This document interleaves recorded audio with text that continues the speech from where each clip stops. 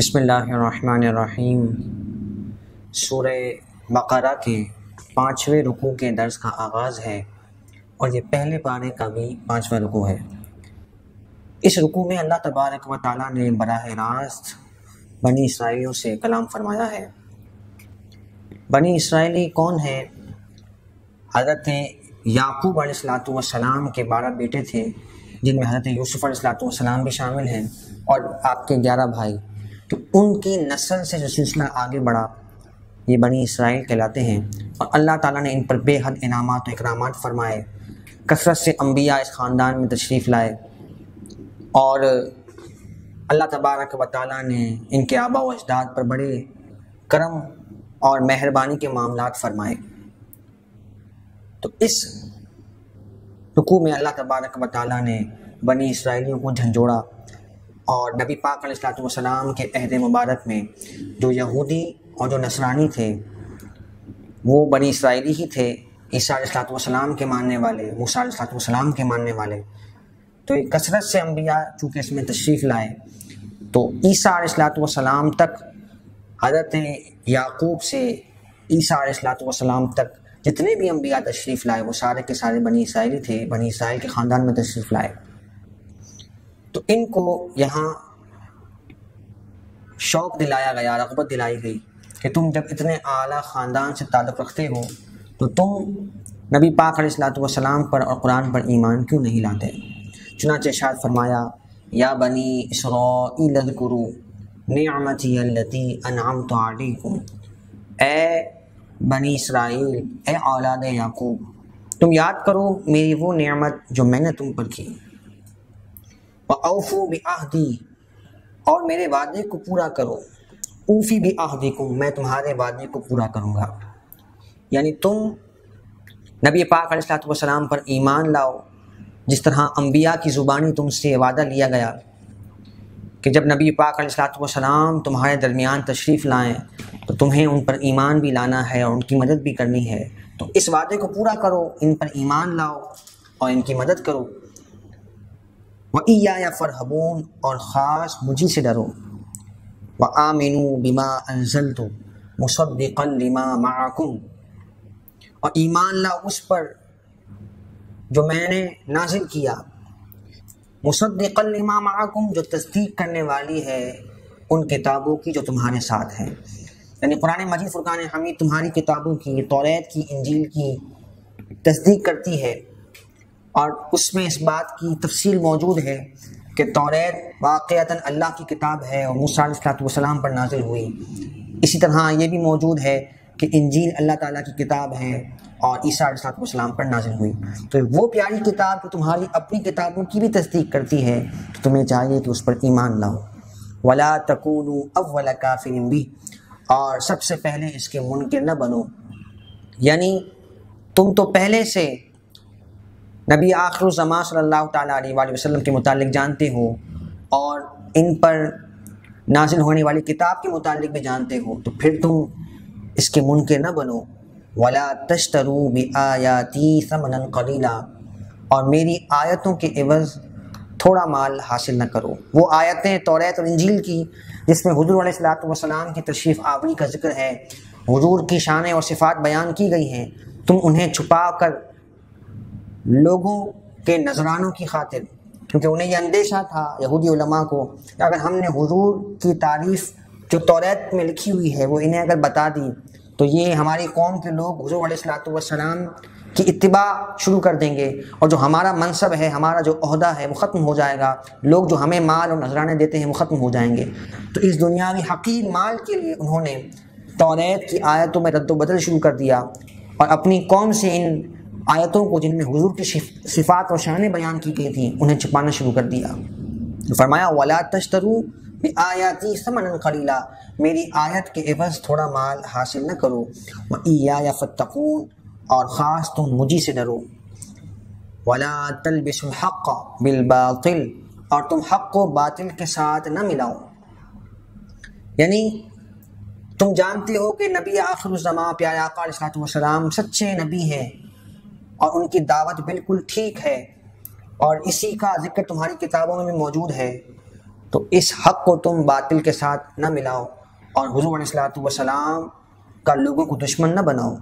وَتَكْتُمُوا الْحَقَّ اور تم حق کو نہ چھپاؤ، وَأَنْتُمْ تَعْلَمُونَ حالانکہ تم جانتے ہو۔ وَأَقِيمُوا الصَّلَاةَ وَآتُوا الزَّكَاةَ اور تم نماز قائم کرو اور زکوٰۃ ادا کرو۔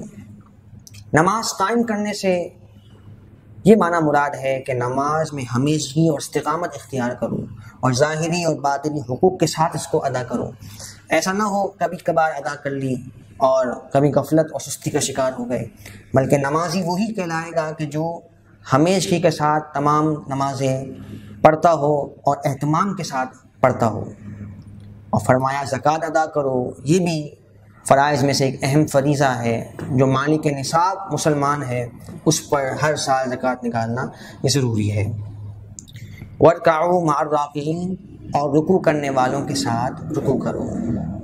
مفسرین فرماتے ہیں کہ اس میں جماعت کی طرف اشارہ ہے کہ رکوع کرنے والوں کے ساتھ رکوع کرو، معنی یہ ہے کہ باجماعت نماز پڑھو۔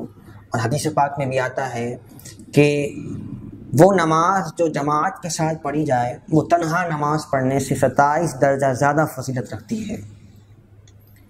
أَتَأْمُرُونَ النَّاسَ بِالْبِرِّ وَتَنْسَوْنَ أَنفُسَكُمْ کیا تم لوگوں کو نیکی کا حکم دیتے ہو اور اپنے آپ کو بھول جاتے ہو؟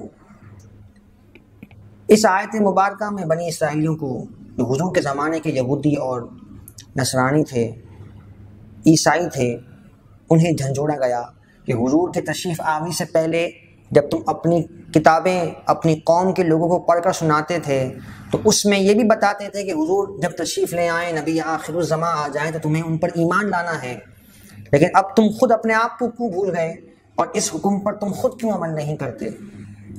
لیکن وہ دنیاوی لالچ میں مبتلا تھے، اور پھر انہیں ایک حسد یہ بھی تھا کہ پیارے آقا علیہ الصلوۃ والسلام بنی اسرائیل میں سے تشریف کیوں نہیں لائے، کیونکہ حضور علیہ الصلوۃ والسلام بنو اسماعیل میں سے تشریف لائے، اسماعیل علیہ الصلوۃ والسلام کی اولاد میں، جبکہ دیگر انبیاء یعقوب علیہ الصلوۃ والسلام کے بعد تمام تر انبیاء بنی اسرائیل میں سے تشریف لائے۔ تو انہیں ایک حسد اور جلن یہ بھی تھی کہ آخری نبی ہمارے خاندان سے کیوں نہیں آئے۔ تو یہ دو وجوہات تھیں، ایک حسد اور بغض، اور دوسرا مال کا لالچ، جس کی وجہ سے انہوں نے نبی پاک علیہ الصلوۃ والسلام کا انکار کیا۔ فرمایا وَأَنْتُمْ تَتْلُونَ الْكِتَابَ حالانکہ تم کتاب پڑھتے ہو، تمہاری کتابوں میں حضور کا ذکر موجود ہے۔ أَفَلَا تَعْقِلُونَ کیا تم عقل نہیں رکھتے؟ وَاسْتَعِينُوا بِالصَّبْرِ وَالصَّلَاةِ اور تم صبر اور نماز کے ذریعے سے مدد طلب کرو۔ مدد فرمانے والا تو اللہ تعالیٰ ہے، لیکن اللہ تبارک و تعالیٰ نے ان عبادات میں یہ برکت رکھی ہے کہ اللہ کے اذن سے یہ بھی مدد کا سبب ہے، اور جب انسان پریشانی میں نماز پڑھتا ہے، اللہ سے دعا کرتا ہے، پریشانی میں صبر کرتا ہے، تو اللہ تعالیٰ اس کی مدد فرماتا ہے۔ نبی پاک علیہ الصلوۃ والسلام کی بھی یہ عادت کریمہ تھی کہ آقا علیہ الصلوۃ والسلام کو جب کوئی حاجت درپیش ہوتی تو آقا علیہ الصلوۃ والسلام نماز پڑھتے، صلاۃ الحاجات پڑھتے ہیں۔ در حقیقت اس میں ہمارے لیے بھی تعلیم موجود ہے۔ صبر کے متعلق مفسرین فرماتے ہیں کہ ایک صبر تو وہی مشہور جو ہم عام طور پر لفظ استعمال کرتے ہیں، مشکلات اور پریشانیوں سے صبر، وہ مراد ہے، اور ایک صبر کی قسم یہ بھی ہے کہ نیکی اور فرما برداری پر اپنے آپ کو استقامت پذیر رکھا جائے اور اپنے آپ کو اس پر قائم رکھا جائے، یہ بھی ایک صبر ہے، اور گناہوں سے اپنے نفس کو روکنا یہ بھی صبر ہے، کیونکہ صبر کے اپنے معنی ہیں روکنا یا رکنا۔ اسی طرح بعض مفسرین نے فرمایا کہ یہاں نماز کے ساتھ چونکہ صبر کا ذکر ہے تو اس سے مراد روزہ ہے، تو روزہ بھی اللہ تبارک و تعالیٰ کی ایک نافذ کردہ عبادتوں میں سے اہم ترین عبادت ہے اور اس کی بڑی برکتیں ہیں۔ تو یہاں صبر اور نماز سے مدد حاصل کرنے کا حکم دیا گیا۔ وَإِنَّهَا لَكَبِيرَةٌ إِلَّا عَلَى الْخَاشِعِينَ بے شک نماز ضرور بھاری ہے مگر خشوع اور خضوع کرنے والوں پر نہیں، یعنی جو اللہ تعالیٰ کے لیے نماز پڑھ رہا ہے تو اس پر نماز بھاری نہیں ہے، اس کے ذہن میں مقصد موجود ہے، جو اللہ کی رضا اور اخلاص کے لیے نماز پڑھتا ہے یا عبادت کرتا ہے۔ اور جہاں مقصود لوگوں کو دکھانا ہو تو پھر جب انسان کے مقاصد بدل جائیں تو پھر وہ عبادت بوجھ محسوس ہوتی ہے۔ وہ خشوع و خضوع کرنے والے کون لوگ ہیں؟ فرمایا الذین یظنون انہم ملاقو ربہم، وہ لوگ جو یقین رکھتے ہیں کہ وہ اپنے رب سے ملنے والے ہیں۔ یعنی جنہیں یہ یقین ہے کہ کل بروز قیامت اللہ تعالیٰ کے حضور ہمیں پیش ہونا ہے، تو اس لیے بڑے خشوع اور خضوع کے ساتھ وہ عبادات کرتے ہیں اور اللہ تعالیٰ کی اطاعت و فرما برداری میں زندگی بسر کرتے ہیں۔